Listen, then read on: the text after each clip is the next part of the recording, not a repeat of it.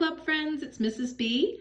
I loved seeing your polar bears from last week's art club project. They came out fantastic. What a talented group we have. This week, I'm excited to bring you another watercolor project. We are going to create a wintertime landscape that shows the foreground, the middle ground, and the background this week.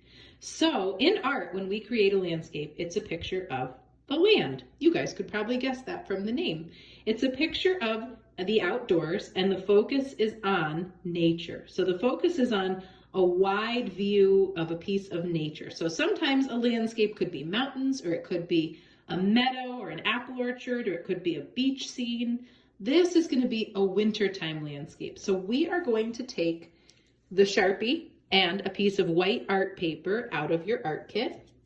And the first thing you're going to do is create either 2 or 3 mountains or hills. I would really call them more hills. It's kind of like if you've ever been skiing or if you've ever seen pictures of a ski resort or a ski hill, it's that sort of like a rolling hill. So you make your first one, kind of curve it up and bring it down. And then the next one is behind it partly. So this line would continue. If you were standing right there, you'd see the hill continued down, but the front one's blocking it.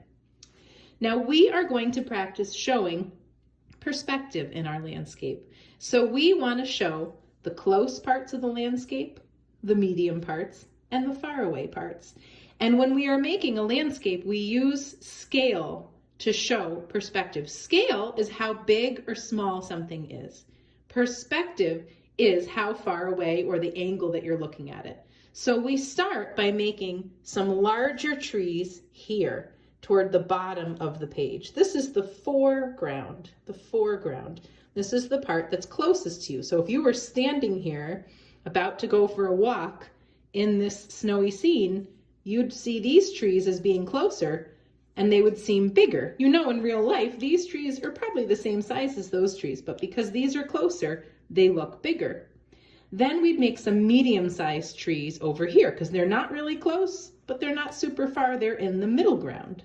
So we have the foreground, the middle ground, and then these trees are very far away. So that is the background.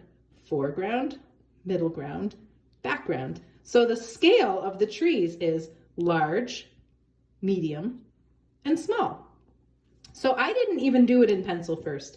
I just used my Sharpie. I did pine trees because that's usually what you see in snowy places. You could do regular trees with just branches like maples and birch trees look in the wintertime. You could do any kind of tree you're interested in. You could look up what trees look like in the winter if you're really interested in learning more about that. Then I took, look at how sad Mrs. B's white crayon is. I think I better get a new one from my art room. I took my sad little white crayon and I drew a white circle for my moon, and then I drew little white dots all over 4 stars because I want this to be a wintertime night. Your sky can really be any color you want it to be.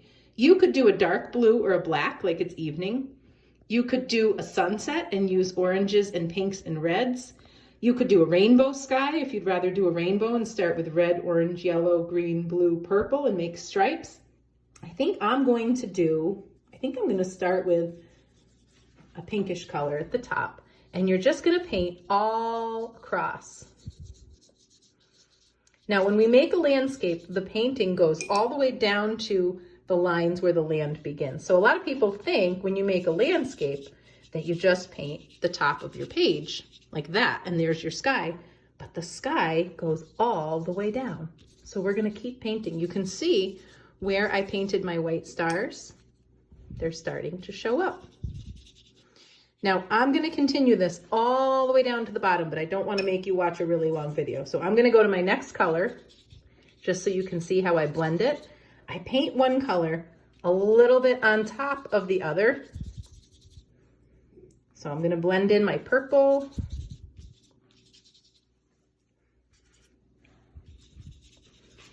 And then I take my plain water and I just wiggle a little plain water on the part where the 2 colors meet to try to blend them a little bit more. And I would continue that all the way down till it reaches my mountains. I wanted to show you one other thing, and I don't want to make this video super long. I'm gonna take my paintbrush and swirl it with a little black, and then I'm gonna get more water. I just want the tiniest amount of black.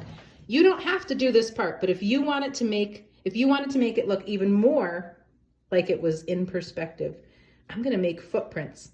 Now my footprints down here are gonna be pretty big, and they're going to get smaller and closer together as they go back in the landscape.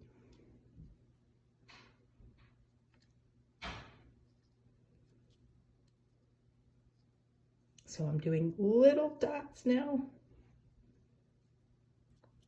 And then they would appear on the other side of the mountain, maybe a little bit further away. And I'm just gonna have them go to the tree, like maybe an animal walked up to the tree. So you can adjust them too. Like, you know what? I think my bottom ones should probably be a little bigger. There we go. So I always like to go back and adjust after, and there you have it. So I will take a picture of mine when it's totally finished for you to see. Another thing you can do if you're interested is you can take just a teeny bit of black, or you can take a teeny bit of blue and add a little shadow where your two hills meet. And if you wanted, you could have a third hill here and you could add a shadow there as well. And that's all there is to it. So that's how we make a wintertime landscape that shows foreground, middle ground, background, and it shows perspective. Have fun making your winter landscape, and I'll have another video for you next Sunday. Bye for now.